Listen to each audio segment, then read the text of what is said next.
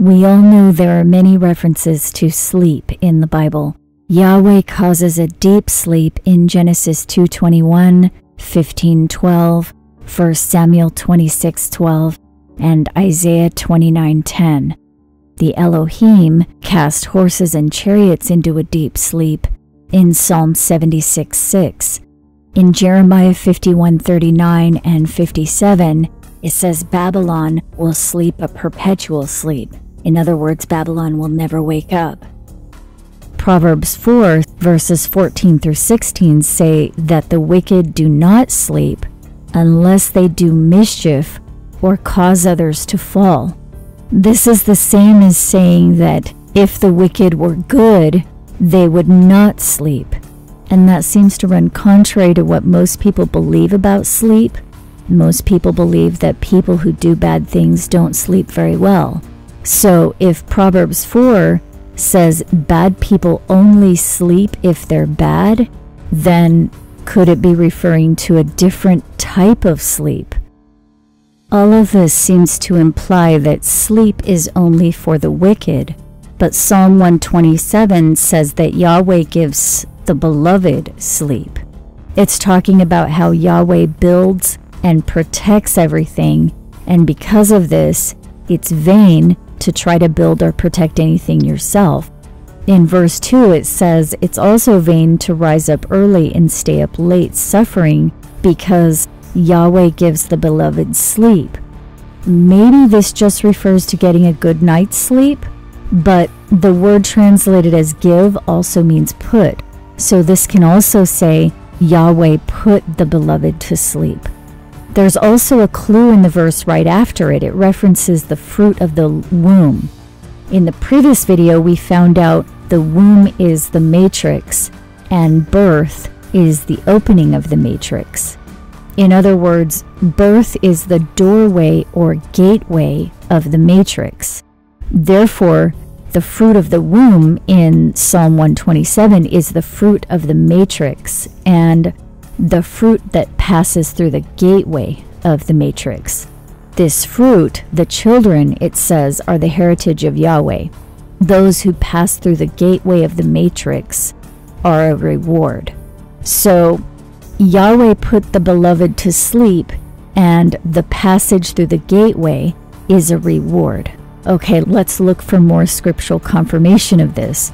In Proverbs 3:32, we're told that Yahweh's secret is with the righteous, and Job 14 indicates that this secret is a hidden grave. In Job 14:12 through 14, it says humans will sleep and awaken when the heavens are gone, that they will be hidden in a grave and kept secret until the wrath has passed, waiting all the days of their appointed time until the change. The filler words that King James added here imply that Job is simply wishing here that death were only sleep. And that makes sense. But verses 16 through 18 add a few clues to this. It says Job's steps are numbered and his transgression sealed up in a bag. And that's a bit odd. Then it adds that falling mountains come to nothing. And this is an important clue because remember what Jesus said about falling mountains. In Mark 11:23, he says that mountains can be moved by belief alone. So could he have been referring to Job's secret hidden grave sealed up in a bag where falling mountains come to nothing? Notice Psalm 90 mentions the mountains again in reference to sleep. In verses 1 through 5, it says Adonai, this word translated as Lord, and number 136 is Adonai. It says Adonai has been our dwelling place in all generations before the mountains were brought forth. Then look at verses 3 and 5. It says the children of men are as asleep. 1,000 years in thy sight are but as yesterday. 2 Peter 3:8 confirms this again when it says 1 day with the Lord is as 1,000 years. In other words, 1,000 years for us is only 1 day for the Lord. If we take this literally, and 1,000 years for us is only 24 hours for the Lord, then 500 years for us would be 12 hours for the Lord, 250 years for us would be 6 hours for the Lord, 125 years for us would be 3 hours for the Lord, and 62.5 years for us would be 1.5 hours for the Lord. The average human lifespan is currently 79 years. So if we take 1,000 years and divide that by 24 hours in 1 day, that gives us roughly 42 years per hour. If a person lived to be twice that amount, 84 years old, only 2 hours would have passed from the Lord's point of view. The current human lifespan of 79 years is less than 2 hours in God's world. So when Job talks about waiting in the secret grave for the appointed time, he may be talking about 2 hours, which for us is a long time. An entire lifetime for us is only 2 hours for God. How could this be possible? Only if it were a dream, a controlled, dream-like state where our steps can literally be numbered, where mountains can be moved with words, and their falling comes to nothing. Okay, look at Psalm 132, 13 and 14. It tells us, Zion is the rest and dwelling place for a long time. Zion is the rest and dwelling place. So remember in Psalm 90, it indicated that humans are sleeping in a dwelling place, a place where 2 hours feels like a literal lifetime. Zion, it says, is the name of the dwelling place. And this dwelling place in the Bible is a rest, in other words, a sleep.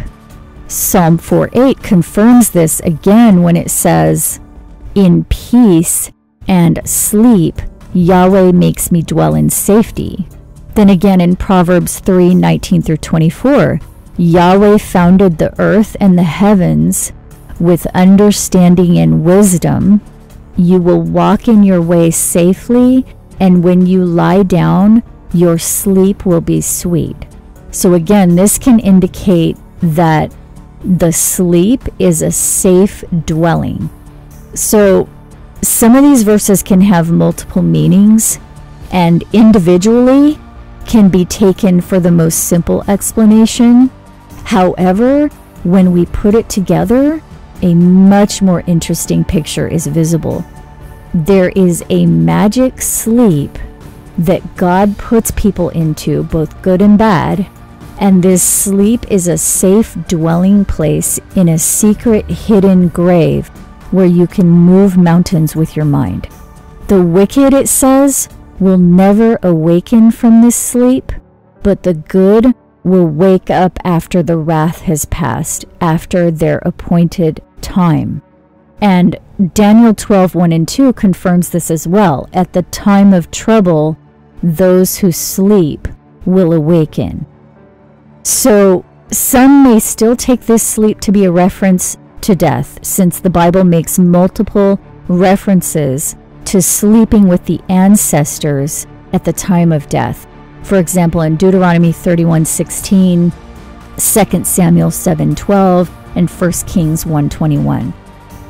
But this can also be a reference to a special sleep, an ancestor simulation, a controlled simulation dream where we live a lifetime in Babylon, a place that existed in the past, a place that fell.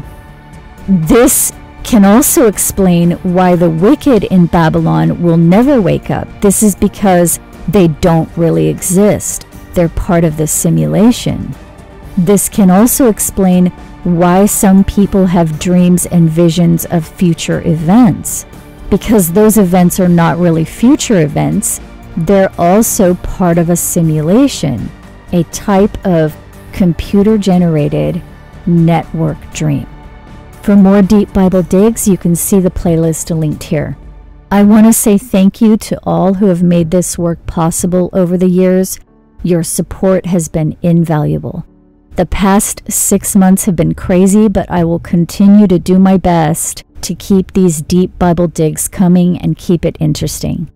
If you like this video and want to see more like it, if you can, please consider providing support using the link below. I hope you're doing well, and I'll talk to you again soon.